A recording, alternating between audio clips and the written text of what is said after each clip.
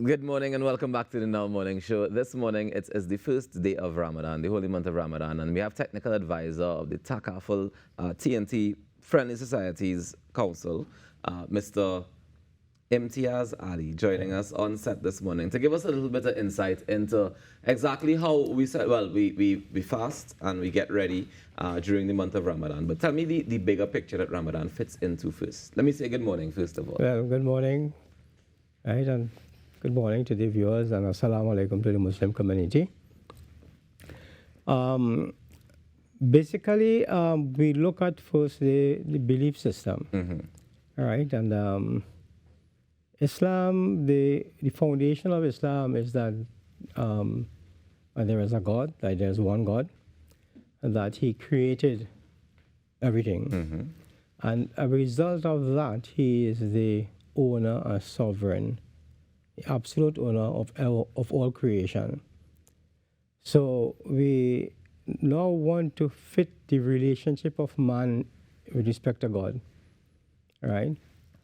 So in our worldview, the mankind or human beings are like vicegerents on earth, right? We are here to carry out the rules, right, or the objectives of God on earth, right? So there are do's and there are don'ts, right?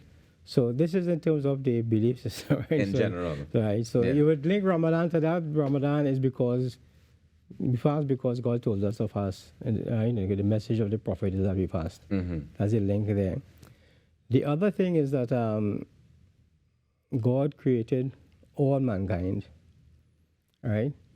So we are laying the foundation for not just for the first principle I spoke about, the oneness of God and the supremacy of God, the sovereignty of God. Now we're talking about the oneness of the human race, that we are all one people, right? Because this is essential in terms of relationships and functions of people.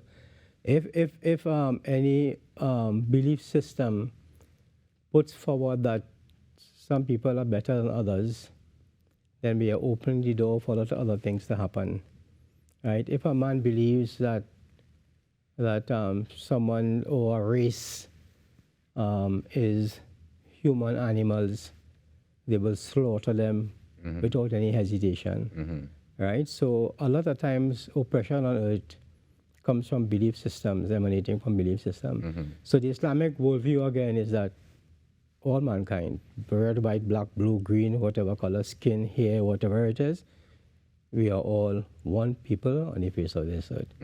So these are the two things that will guide, right, in terms of what happens in Ramadan, right? And then we look also at the goals of Islam. Okay. Right, because, all right, so we are here on earth, right? Is there a purpose, all right? And what is the function, right? And the Islamic system, which has the do's and don'ts, Right. what that sets out to achieve, right? So we're looking at here now the general principle in Islamic law is that we are here, the system, Islamic system is the fulfillment of the needs of all members of society.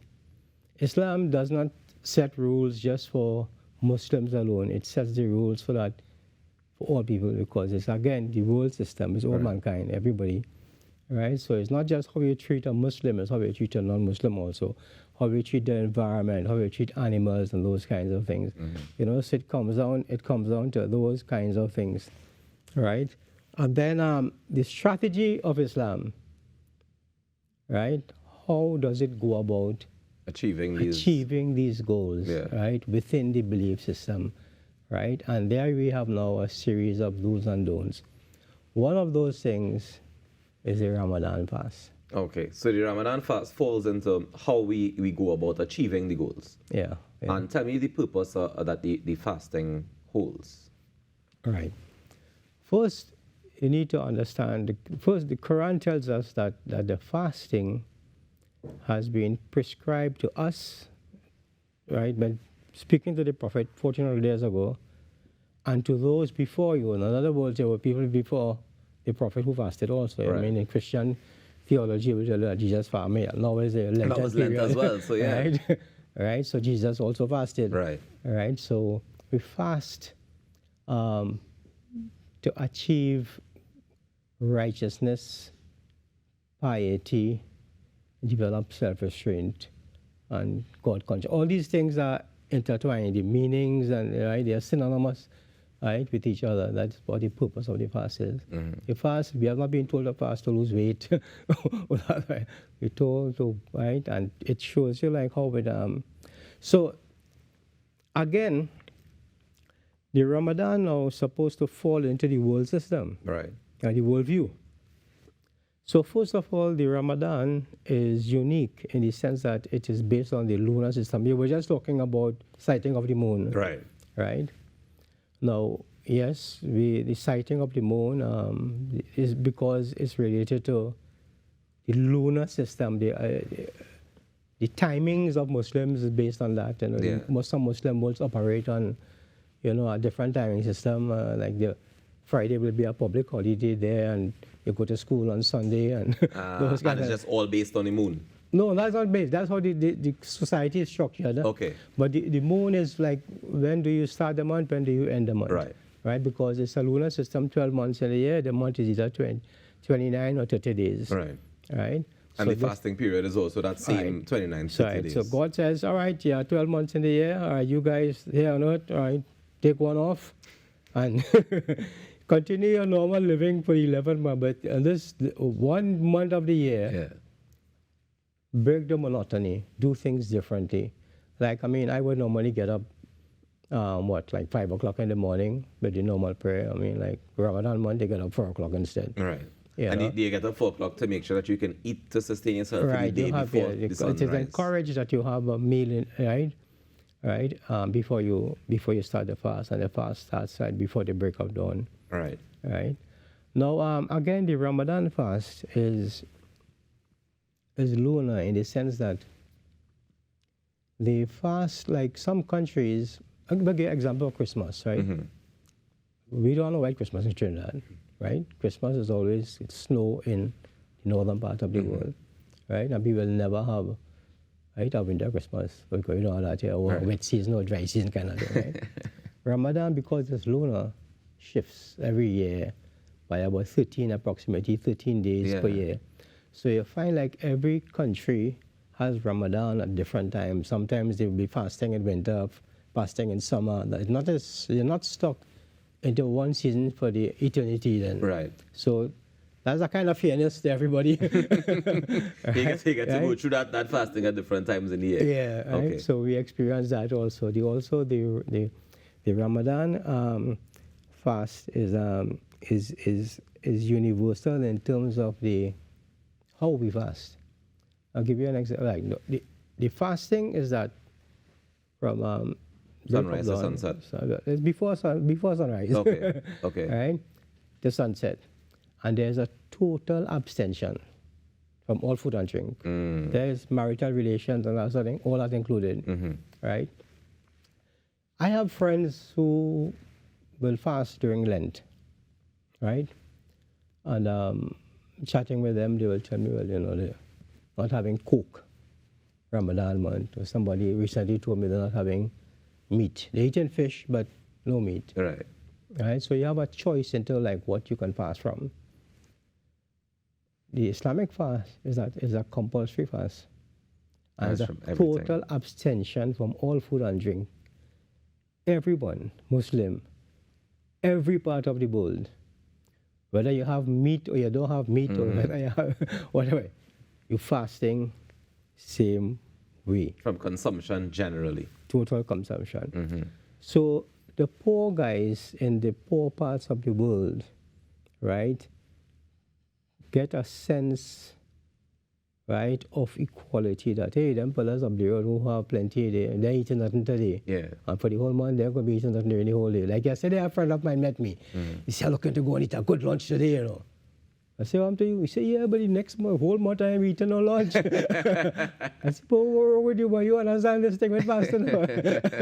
You know, you look at them, go and buy some food in a restaurant. Yeah, to make up for the next month that you have ahead. Yeah, I know that. But tell me something, in terms of, so you mentioned the fasting aspect of it in terms of staying away from the food and staying away from marital relations and that kind of thing. But I also know that you do more worshiping during that time as well. Yeah, that's definitely.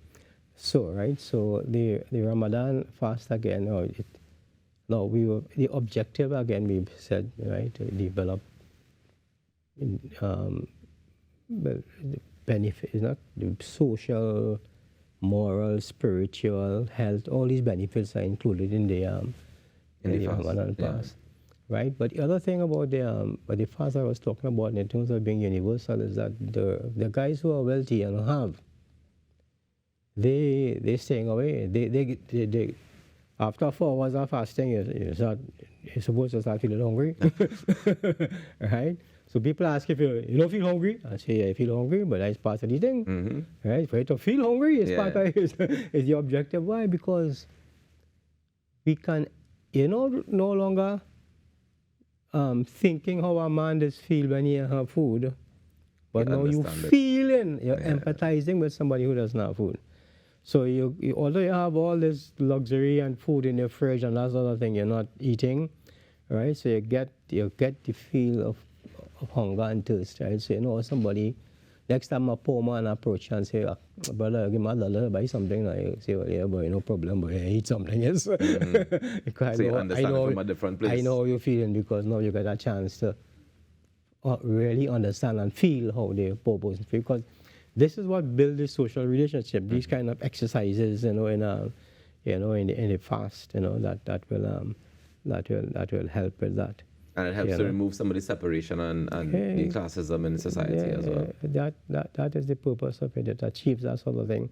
And then the Ramadan period is not just a period of fasting. It's a period of also, as you said, extra prayers. Muslims pray 5 times a day. That's the regular. That's standard. But there's and the congregational prayer normally is on the Friday, which is there.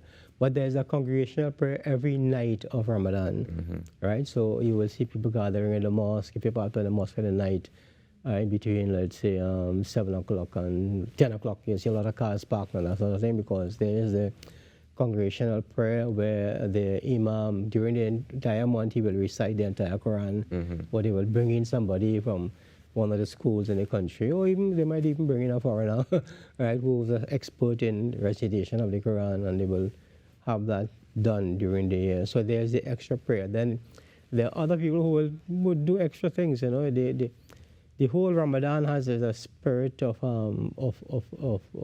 God consciousness, right? That helps you to elevate yourself, your spirituality. And at the same time, the interaction, because when you go to the mosque and you're interacting with people in the congregation, that means you're having a higher level of social interaction, right, during Ramadan month. So it's not just about you, Ramadan month is not about you going to sit down in a cave in a hill, right, and you stay from everybody and you're going to meditate and keep away from the world. The Ramadan fast is pushing you towards higher levels of social interaction. Even when they're breaking of the fast, quite a lot of people will break fast in the mosque, as opposed to just with the family alone. Even Bellaway, we'll see people lining up, like by the hundreds. I know in Dubai, I think I was there, and they showed me the area where the people break. But thousands of people they're cooking for on a daily basis because of the situation there. We have a lot of foreign workers, right? So those guys, bachelors, gone there to work. They're glad to meet up together, make a lime in the evening, break the fast, have a meal and pray, and then go home and take a sleep. This kind. So it involves social interaction also. And then there's a heightened aspect of charity. A heightened aspect of charity as well, because the same thing that we mentioned in terms of understanding what people are going through. So now you give a little bit more. Because the Prophet, taught us that, but he is by his example that he was most generous in the Ramadan month. Right, and obviously you're understanding poverty, you understand, it so happens that the SDG 1 Sustainable Development Goals, right, United Nations Development Program, is the eradication of poverty. And this is one way that we can lend a hand towards that. If we can get people to feel what it is to be hungry and thirsty, and that sort of thing, then they can react better to, the other side, of the coin where the people don't have and that sort of thing, Well, Mr. Ali, let me say thank you for joining us and for sharing this information. I think it's very, very valuable information because now we can understand from a different perspective, the importance of Ramadan and the bigger picture in terms of the belief system as well, and trickle all the way down to the charity, to the actual fasting and all that good stuff. So thank you so very much for joining us this morning. It's a pleasure being here. Yeah, man. Thanks. And all the best for the fast. I know you're accustomed to it, so I don't imagine it'll be a struggle for you, but all the best same way. Ladies and gentlemen, we'll take a quick break and we come back with more Inside the Now Morning Show as we continue to celebrate and enlighten as much as we possibly can. Stay tuned.